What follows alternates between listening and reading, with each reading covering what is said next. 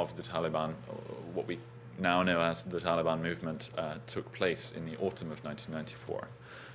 Prior to that founding meeting, there were months and months of discussions, and it's one of another of the interesting things which comes out in this book.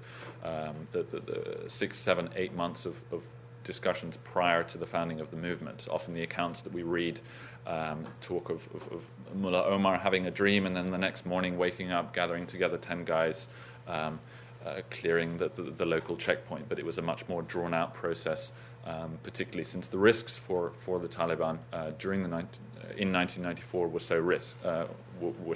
so large. At this founding meeting in 1994, there were 40 or 50 people there, including Mullah Zaeef, and it was at this meeting which they decided to choose and verify Mullah Omar as the leader. And all of the people present took an oath. And this oath, I think, is extremely important as a way of explaining the solidarity and the way that this core group has retained such strong links all the way up to the present day. So next, we fall forward again. In 1998, the Taliban already had become a quite different organization from what Alex was talking about. At the beginning, it was a very small group, which got a lot of traction early on and then got a lot of support.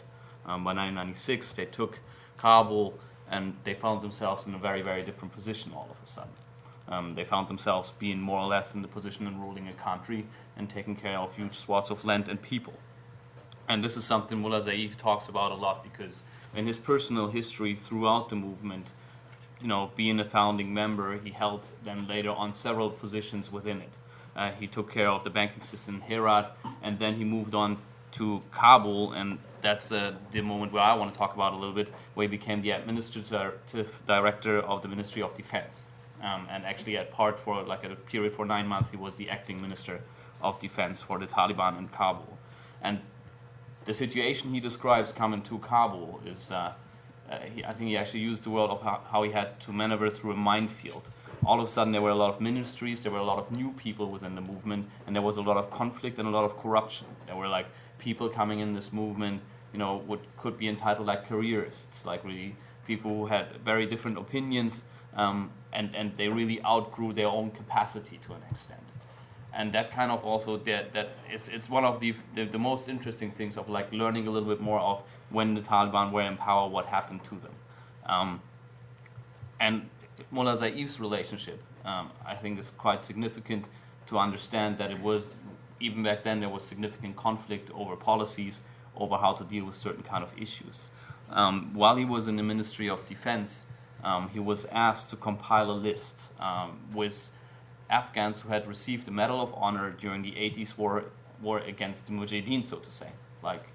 And that list obviously would be used in order to bring these people to what the Taliban would see as justice. This was something Mullah Zaeef didn't agree with, something he didn't want to be involved with, and he actually resigned and went back to his home village, or to his house in Kabul at that point of time. He did that several times in terms of how his relationship with the movement worked.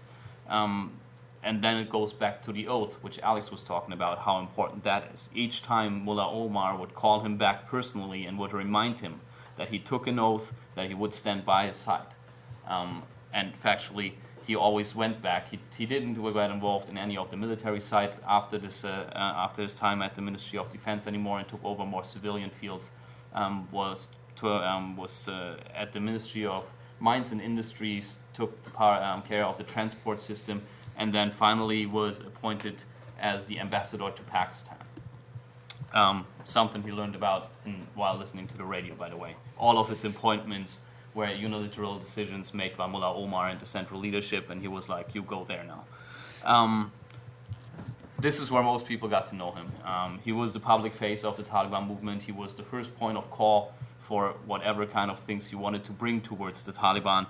And he had he writes a lot about his experiences being in Pakistan and being the ambassador. And the things he kind of focuses on, which had actually most of the time spent, was issues concerning Osama bin Laden years before 9/11. That already had been on the list since 1998, the attacks of the Al-Qaeda on the American embassies in Africa. the United States of America and Saudi Arabia had focused most of their foreign policy efforts towards the Taliban to extracting Osama bin Laden and handling the situation. And this is one of the points he actually goes into quite a detail with of what the Taliban suggested on how we would handle this. And they had three very concrete ideas. The first idea would be obviously that they would trial Osama bin Laden in their Supreme Court in Afghanistan. And the United States of America could bring forward whatever facts they had. If that wouldn't be appreciated, because obviously the United States of America didn't recognize the Emirates of Afghanistan, then they suggested to convene a new court compositioned out of three attorney generals from three different Islamic states, hold in the fourth Islamic state, where they would guarantee to bring Osama bin Laden, and America could once again present their findings, and he would be trialed there. If that also wouldn't be possible, because they don't think that would be an impartial court, they would then go over and say they would take away all the communication gear and would basically confine Osama bin Laden to Afghanistan without giving him access to continue whatever he was doing at the time. That actually, some of these things had actually happened. I mean, the Taliban movement had already been quite, how should I put it, annoyed about Osama bin Laden's public stand and public interviews, and had already tried to kind of like tell him to stop being so public about it. In the end, obviously, none of these suggestions were acceptable to the United States or to Saudi Arabia. There were several other ideas floating around at the time about a possible UN court. None of that had the traction.